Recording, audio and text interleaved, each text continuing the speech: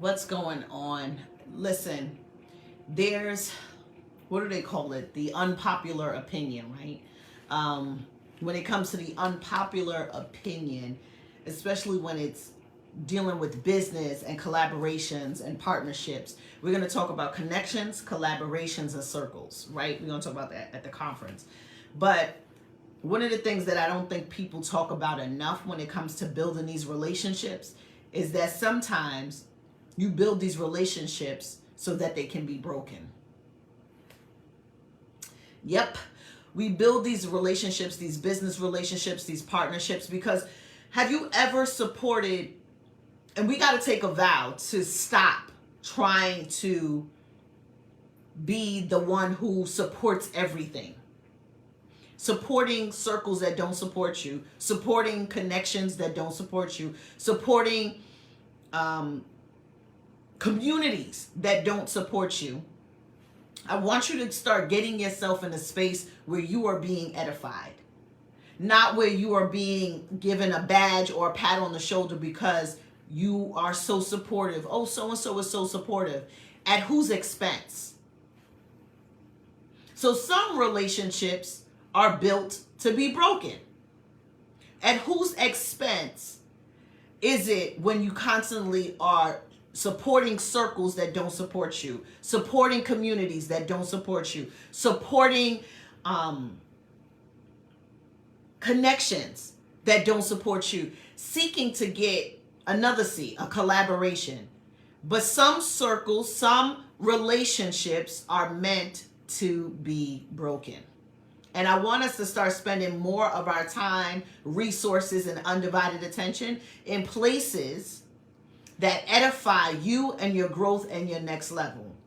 Not with you getting a tap, a pat on your shoulder with saying, hey, you are so supportive, thanks. No, it is time for you to show up at places that you can be edified, that you can be fortified, that you can be loved on, that you can be celebrated, that you can grow, that you can actually take something away.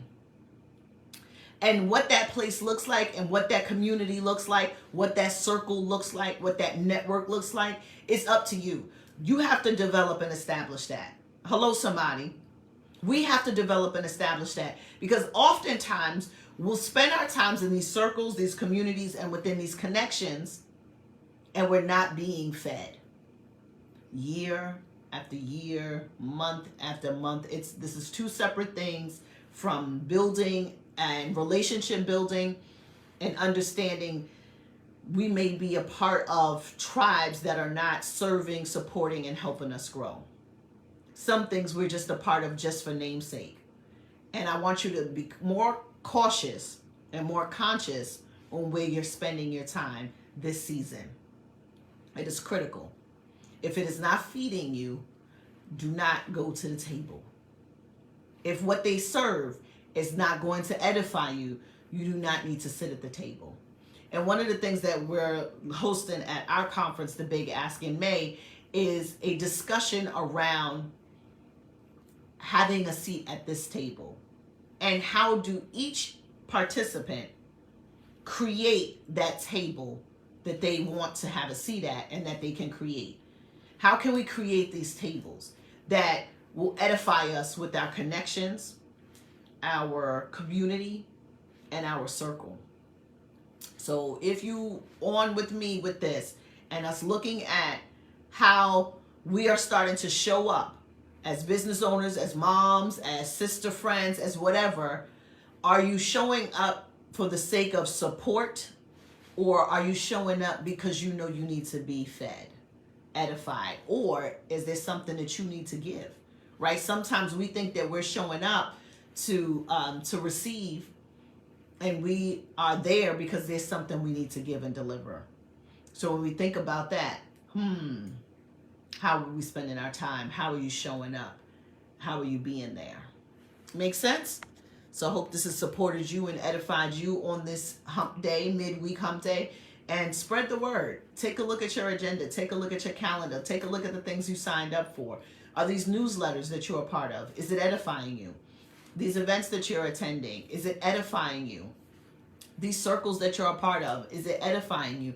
these groups that you're included in, is it edifying you? If you do a tally of what you've received, and whether you listen, you know what, I haven't really been an active participant. Well, maybe you just don't even need to be there, right? Maybe it's right. How long have we been a part of circles and groups for years that we haven't even utilized?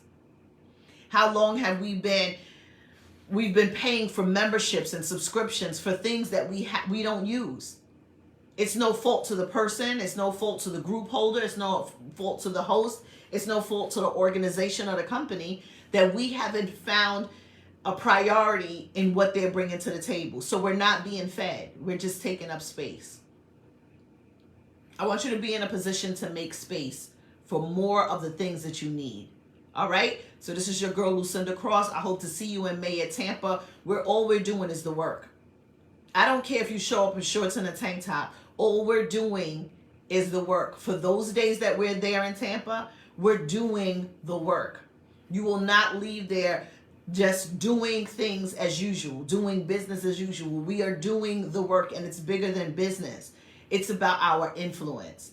And if you know that you have impact and you have influence and you have this expertise, this thing that is burning inside of you, and you're like, I need to grow, I need to get this thing out there, I need to collaborate, I need to partner, I need the right circles, I need the right connections, and I need the right community, then meet me there. But until then, let's work on that so that when we do show up in May, we're showing up stronger and better than ever. And if there's two things that's stopping you, if it's time, take a look at your agenda. If it's finances, hit me up. Say, listen, I need to do a 2-pay, 3-pay. Let's make it work. My thing is, success doesn't wait for excuses. It doesn't. And whatever you feel is in your way, hit me up and let's talk about it. I'm not in the convincing game, but I will support you in growing.